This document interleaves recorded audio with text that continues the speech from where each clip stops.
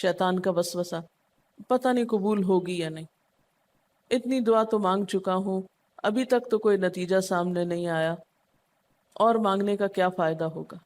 کیا واقعی دعا مانگتے ہوئے یہ وسوسہ نہیں آتا سب کو؟ یا یہ مایوسی کی کیفیت نہیں آتی؟ میری تو نہیں سنی جا سکتی، معلوم نہیں وہ کون خوش قسمت ہے جن کی دعائیں سنی جاتی، اس لیے چلو کسی اور سے کہہ دیتے ہیں وہ میرے لیے دعا کر دے، اپنے لیے خود کیا کرنا۔ تو شیطان ہمیشہ دعا مانگنے کے عمل میں رخنا ڈالتا ہے، خلل پیدا کرتا ہے، کیونکہ دعا ایک ایسا عمل ہے جو اللہ اور بندے کے درمیان ایک محبت کا تعلق پیدا کرتا ہے، ایک اپنائیت کا تعلق پیدا کرتا ہے، ایک تقرب کا تعلق پیدا کرتا ہے۔ جب انسان اپنے رب سے مانگتا ہے تو اس کا احسان مند ہوتا ہے، اس کے قریب آ جاتا ہے، اور مانگتا انسان کس سے ہے؟ جس پر مان ہوتا ہے، جس پر یہ یقین ہوتا ہے کہ وہ دے گا، جس پر اعتماد ہوتا ہے کہ وہ میرا بہت خیر خواہ ہے، میرا بھلا کرنے والا ہے۔ انسان ہر ایک سے نہیں مانگ سکتا، ہر ایک کے سامنے اپنی ضرورت نہیں رکھ سکتا۔ تو اگر دیکھا جائے تو ایک اللہ کی ذات ایسی ہے کہ جس سے یہ ساری توقعات پوری ہو سکتی، اللہ کے سوا کوئی نہیں کہ جو انسان کے ساتھ ایسا معاملہ کر سکے۔ اس لیے تمہارا رب کہتا ہے کہ مجھ سے مانگو، اس کو پسند ہے بندوں کا مانگنا۔ اچھا، یہ جو دعا ہے اس میں صرف کسی چیز کا براہ راست نام لے کر مانگنا ہی شامل نہیں، یعنی مانگنے کے طریقوں میں صرف ایسا ہی نہیں کہ ہم کہ یا اللہ فلاں چیز مجھ کو دے دے۔ اس کے کئی انداز ہو سکتے ہیں۔ ایک تو یہی براہ راست کسی خاص چیز کا سوال کرنا، یہ بھی بہت اچھا ہے۔ بندوں سے سوال کرنا برا ہے، لیکن اللہ تعالیٰ سے سوال کرنا تو عبادت کا درجہ رکھتا ہے۔ یعنی کتنا پیار آتا ہے نا اللہ تعالیٰ پہ کہ ضرورت ہماری ہے اور ہمارے اس مانگنے کے عمل کو بھی عبادت کہہ رہے ہیں، کیونکہ ایک تعلق ہے نا، وہ وقت اس کی یاد میں گزرتا ہے، اس کی طرف متوجہ ہو کر گزرتا ہے، اس لیے وہ وقت بھی عبادت بن جاتا ہے، وہ عمل بھی عبادت ہو جاتا ہے۔ تو ایک تو یہ کہ جیسے ہم سوال کرتے ہیں اللہم انی اسألک کہہ کے دعا مانگتے ہیں، یہ جتنی مسنون دعا میں آپ نے دیکھا ہوگا اسألک برابر سوال کا لفظ ہے۔ لیکن کچھ دعائیں ایسی ہوتی ہیں جس میں سوال نہیں کیا جاتا، صرف اللہ تعالیٰ کی حمد و ثنا کر دی جاتی ہے، جیسے حضرت ایوب علیہ السلام نے کہا تھا انی مسنی الضر وانت ارحم الراحمین۔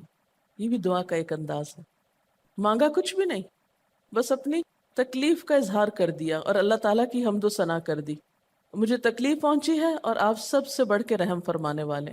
یہ بھی نہیں کہا آپ رحم فرمائیے، کہ آپ تو سب سے بڑھ کے رحیم ہیں اور میری تکلیف آپ جانتے ہیں۔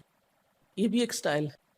اسی طرح کوئی ذکر کر دینا، مثلا استغفار پڑھنا۔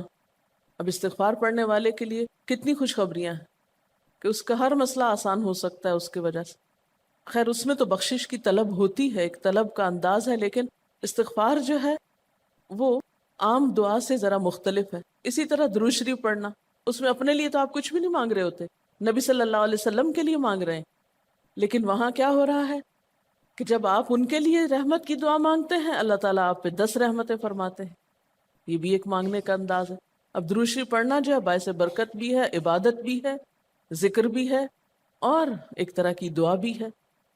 اسی طرح بعض اذکار کے آپ نے کتنے فائدے دیکھیں، صبح شام کی دعاؤں میں آپ دیکھیے آپ پڑھتے ہیں بسم اللہ الذی لا یضر مع اسمہ شیء فی الارض ولا فی السماء وهو السمیع العلیم۔ یہ صرف ذکر ہے، اس میں آپ مانگ تو کچھ نہیں رہے، لیکن کتنی فضیلت ہے اس کی کہ جو شخص یہ دعا پڑھے گا اس کو کوئی چیز نقصان نہیں دے گی۔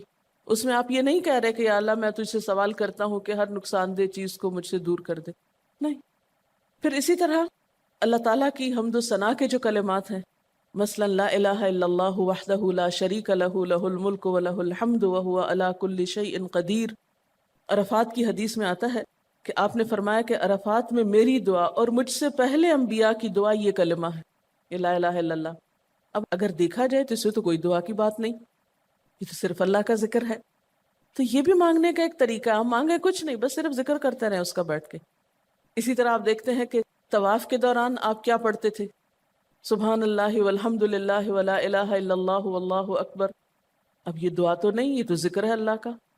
تو اللہ تعالیٰ کا ذکر کرنا، اس کی کتاب کی تلاوت کرنا، اس کو پڑھنا، علم حاصل کرنا، یہ ایسے اعمال ہیں کہ جن میں مشغول ہو کر انسان کے لیے کائنات کی ہر چیز دعائیں کرنے لگتی، طالب علم کے لیے بہت سی مخلوق دعائیں کرتی. آپ مشغول ہو گئے کسی اور کام میں، خدمت خلق میں یا علم حاصل کرنے میں، اور اللہ تعالیٰ کی مخلوق شروع ہو گئی آپ کے لیے دعائیں کرنا. عرش والے فرشتے آپ کے لیے دعائیں کرنے لگتے ہیں اگر آپ ایمان لا کر اچھے کام شروع کر دیں. تو اللہ سے مانگنے کے مختلف انداز ہیں، ڈائریکٹ مانگنا بھی اور مختلف عبادات کرنا بھی. اسی طرح وَاسْتَعِینُوا بِالصَّبْرِ وَالصَّلَاةِ، مدد مانگو صبر اور نماز سے. ٹھیک ہے، نماز میں انسان بہت سی دعائیں پڑھتا ہے، لیکن اگر مشکل وقت میں انسان صبر کے ساتھ نفل پڑھ کے اللہ تعالیٰ کا ذکر کرے اور اس کو سمجھ نہ بھی آئے کہ کیا دعا مانگو، کیونکہ بعض پریشانیاں ایسی ہوتی ہیں کہ انسان منہ سے کچھ نکال بھی نہیں سکتا، تو یہ نماز بھی کافی ہو جائے گی. وَقَالَ رَبُّكُمُ ادْعُونِي